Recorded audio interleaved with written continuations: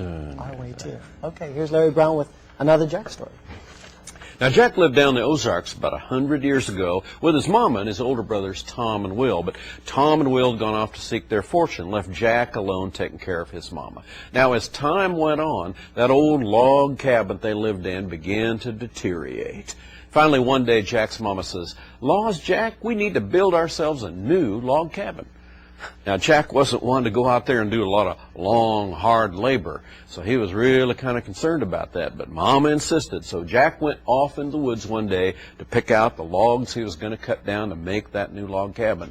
Now, Jack was looking at some pretty big trees, and he was thinking about axes and saws and all that work, and fretting and stewing around there in the woods. And he'd picked up a little stick, and he was kind of poking around trying to decide whether or not he wanted to do all this work, and he scared up a whole nest of rattlesnakes.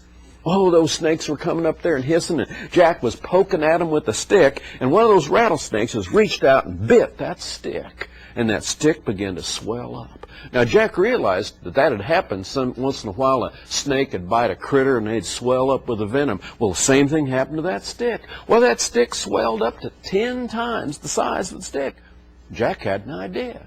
Well, he'd just go down and cut down some of those little trees, those little saplings. They weren't so hard to cut down. You could just chop them down, cut them down. He'd take them over there and poke it at those snakes. They'd bite it, and they'd swell up, and that's exactly what happened. He cut down a bunch of saplings, hauled them over there. Those snakes would come out there and bite that, and those saplings would swell up to about 10 times the size of any normal sapling.